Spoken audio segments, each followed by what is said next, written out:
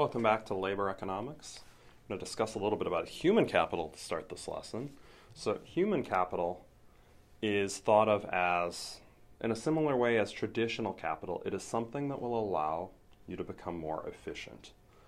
But it's, when we think about capital, like what allows somebody who makes pizza to become more efficient, it might be an oven, good equipment, right? That's the capital to produce pizza.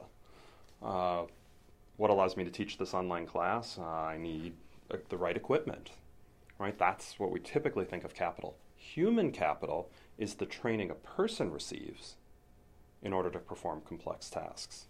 Doctors, lawyers, right, need special types of training. And there might be more extreme examples, but most fields require some sort of training, right? That would be considered human capital. There is an economic return benefit to this investment in terms of higher wages. There are huge wage differentials between college graduates and non-college graduates, which provides some evidence that this college education provides an enormous return on your investment. So earlier in the semester we discussed the idea of how much does college cost, and really you have to factor in the opportunity cost, and it's really large. The good news is college graduates typically earn significantly more money than non-college graduates, and college education is still a pretty good economic investment for the individual. This graph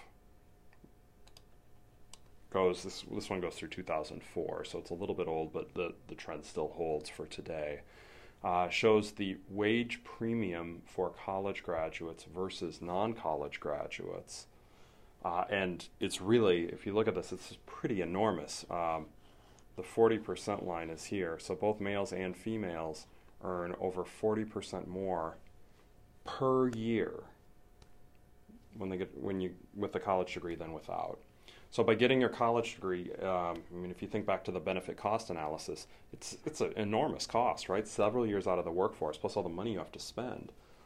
But the benefit every year of your working life, on average, right? This is the average premium. The average college graduate gets over 40% more year in, year out, every year of life, every year of working than the non-college graduate. It's an enormous premium, and it's the reason why college is a good investment, of course. Huge wage premiums for college graduates.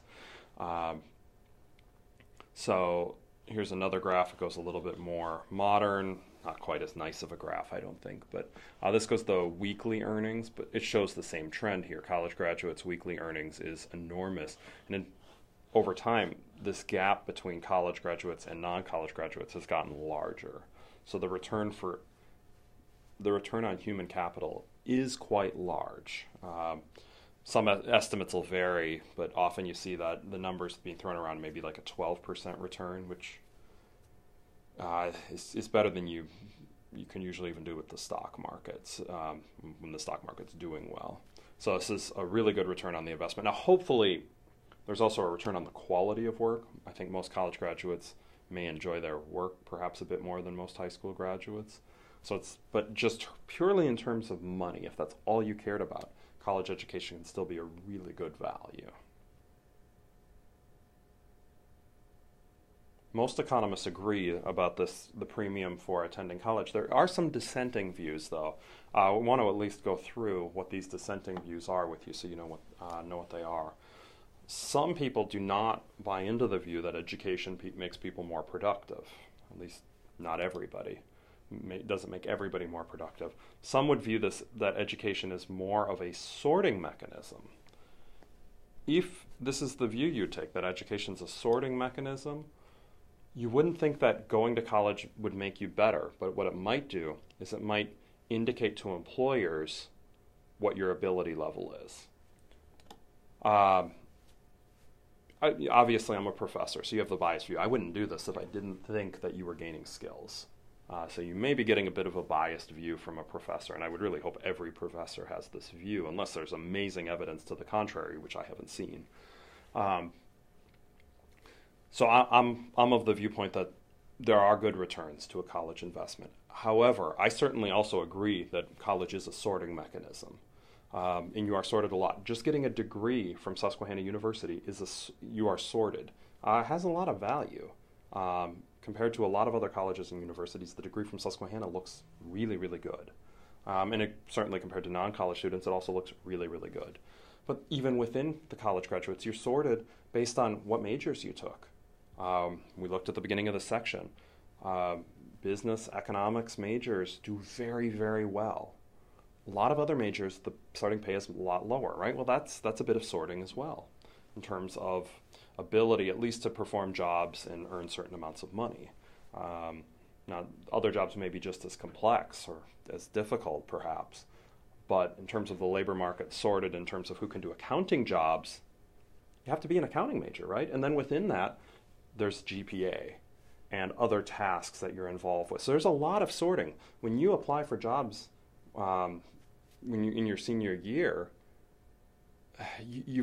there's a lot of information that allows employers to sort you in terms of ability. So I agree with the view that education provides an enormous return on investment, or at least a good return on investment, even with as expensive as it is, because of this huge wage premium.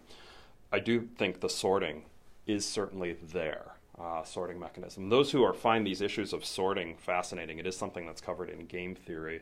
It's an upper level course that I do teach most years. But you do talk a little bit about signals and how to interpret them, what makes an effective signal, how people are sorted. Pretty fascinating topics, actually, when you get into them. We're going to conclude our labor economics section by a discussion of labor unions, pretty brief discussion of it. So labor unions attempt to distort the competitive model, getting greater wages for union workers. In general, we could say it's three methods, right? If you maybe wanted to pull this apart, you could try to say there's more or fewer methods. But the three general methods: increase the demand for labor, decrease the supply of labor, or exert some other power to force the wage above the equilibrium market wage. So increasing the demand for labor, how would this happen? One method is called feather bedding, where firms are forced to hire more workers than necessary. That's one. Or try to decrease the output per worker. Another way is simply by boosting demand for labor by decreasing international competition. Labor unions are staunch, not advocates, I guess. They staunchly oppose free trade agreements all the time. And if you go to the websites for any of the labor unions, you'll probably see some opposition to it. Now, I can promise you, and I haven't gone on to look recently, I can promise you, they don't say on there, please don't do this because we want our workers to make more money. That's not what they're saying.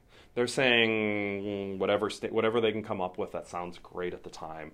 And it varies from year to year. I bet though there'll be something about environmental standards, workers' rights in third world countries, anything they can say that'll sound good, but that's not the reason. The reason, of course, these union bosses are employed to make their workers more money. That's the reason. They'll do whatever method they can to convince the public of these, but unions are staunchly oppose free trade agreements. That's the reason why. As far as feather bedding, an example of where I've seen this, you may have seen this recently on Broadway.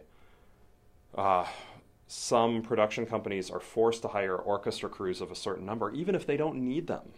Right? It's just written into the contract. You must have this many people in the orchestra pit. Well, that's an example of feather bedding, forcing a firm to hire more workers than necessary for a particular task. What would these do? Increase the demand for labor. From demand and supply, that will increase the price. Advertising is union made. If that is a signal of quality, that could also increase the demand for labor. Decreasing the supply of labor, of course, would increase the price the other way. Fewer workers means a higher wage. How does this happen? Usually it's apprenticeships, fees, other methods to reduce membership.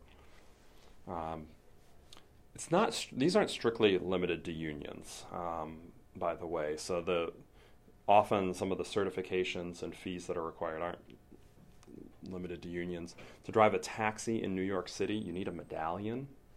There's no justification for that. It's just a way to reduce the number of taxi drivers, which means the price is higher. To cut hair, you need to go through extensive training and get a license. To the point that if you thought, you know what, I have a clippers, I'm going to see if I can cut people's hair. I'll charge $5. I'll just do it right out of my dorm room. Eventually, if you kept doing that, you will go to prison. You are violating the law. My guess is you'd first just get a warning, but if you thought, wait a second, I'm cutting people's hair, I'm engaging in a mutually beneficial transaction, they're happy to pay only $5, I'm happy to get the $5 and cut the hair. In theory, right, everybody's better off.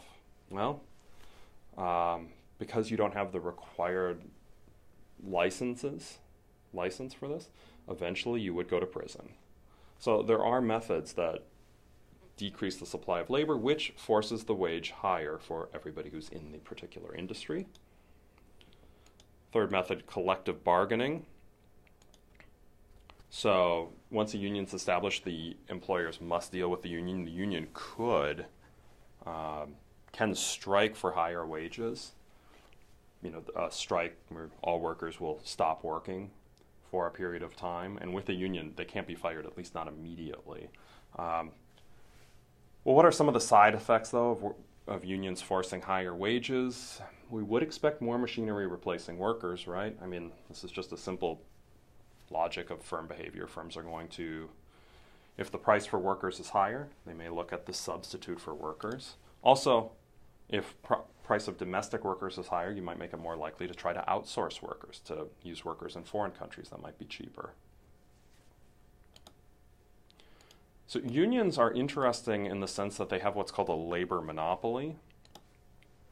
But if you are a union boss, you have a bit of a conflict, right? Your political power is based on how much, often how many workers, union workers, that you have under you.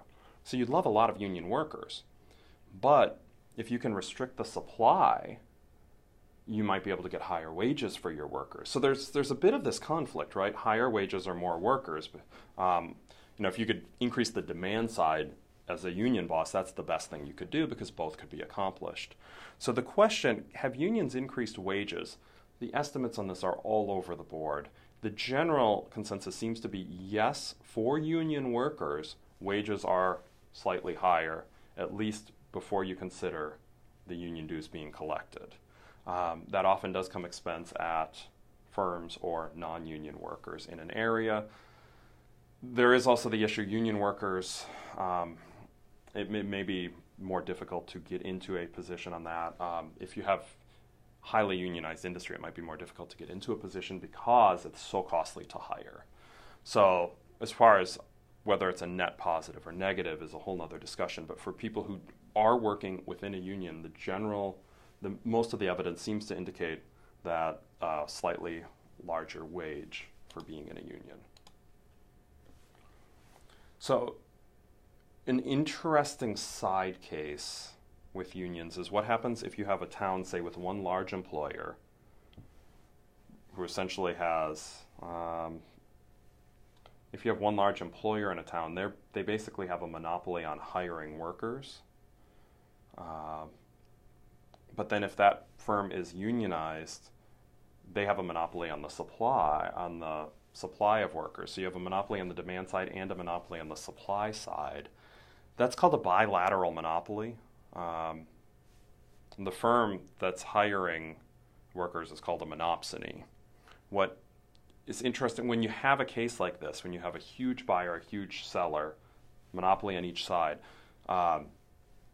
it can lead to very interesting results, right? It's extremely tough to predict what will happen because it's largely going to come down to what happens in the bargaining and negotiations, and that can go all over the place, right? We don't have economic theory to guide us on exactly what will happen. Well, there is some on bargaining and negotiations, but a whole lot of factors can come in and affect what the wages would be.